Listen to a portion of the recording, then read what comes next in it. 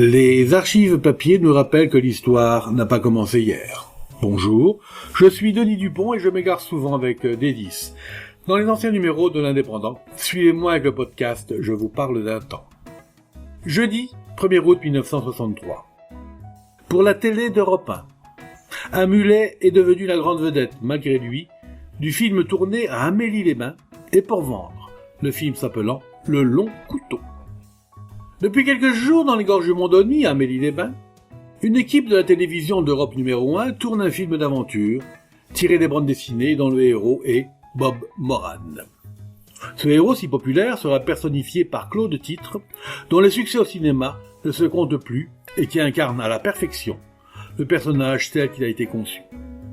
Cette équipe, composée de plusieurs techniciens, caméramans, éclairagistes, a pour mission de réaliser, dans notre département, plusieurs séquences d'un moyen-métrage relatant des aventures dont l'action se situe en Bolivie et dans le Honduras britannique. On sait en effet que cette région est pittoresque et que les rocailles y sont nombreuses. Le paysage convenait donc fort bien à ce film qui devait être valorisé par un soleil très sud-américain. Ces conditions ayant été trouvées à Amélie-les-Bains, Bob Moran a repris son aventure.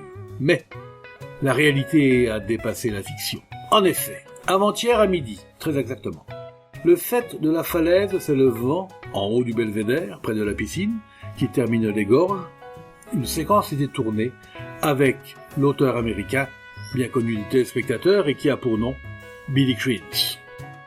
Ce dernier, juché sur un mulet qui en précédait d'autres, a été mis dans une très périlleuse situation. L'animal, habitué à son conducteur habituel, pris de panique, a fait un saut et il est tombé dans le profond ravin. Heureusement, le grand Billy a eu la présence d'esprit de se jeter sur le côté, en se laissant tomber sur le sentier. C'est ce qui lui a valu que quelques égratignures. Par contre, le mulet a fait une chute de 150 mètres sur une paroi abrupte et n'a été arrêté que par un massif d'arbres.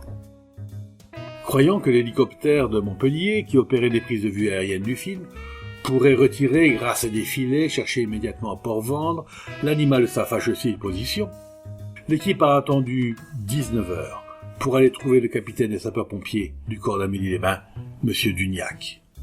Celui-ci, après s'être rendu sur les lieux, alerta les sapeurs-pompiers pour qu'ils se rendent au-dessus du belvédère. Tandis que la nuit tombait, sous la lumière des projecteurs, l'on arrimait, sur une petite plateforme providentielle, l'animal, dont le bas et les tentes qui constituaient le matériel voulu pour la séquence avaient amorti la chute et l'avaient sauvé d'une mort certaine. Immédiatement, l'animal fut alimenté. On lui donna à boire pour l'aider à combattre la fièvre que les blessures superficielles lui avaient occasionnées. À 5 heures, hier matin, les 10 sapeurs-pompiers se rendaient à nouveau sur les lieux et dans la rocaille abrupte, creusaient un sentier pour permettre à l'animal de remonter vers la terre ferme. À 8 heures, l'exercice de sauvetage était réussi et le mulet, d'une valeur d'au moins 2000 francs, pouvait regagner son écurie d'attache, c'est-à-dire Montalba. Après ces émotions fortes, une séquence a été tournée hier après-midi à Port-Vendre, sur le bateau qui était à quai.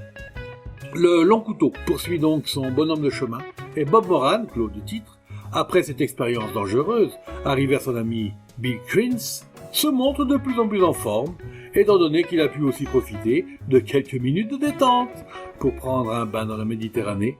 Cette Méditerranée qu'il connaît bien, pour avoir passé l'an dernier quelques jours de vacances chez notre amie Jocelyne Joca, après avoir été victime d'une fracture du bras à Barcelone. Décidément. Robert Vernel, le metteur en scène du film, espère que les imprévus de la réalisation s'arrêteront à cet accident survenu à l'un des grands figurants de la réalisation, le mulet de Montalba. C'était Je vous parle d'un temps, un podcast produit par l'Indépendant et proposé par Denis Dupont à retrouver ici même, chaque semaine.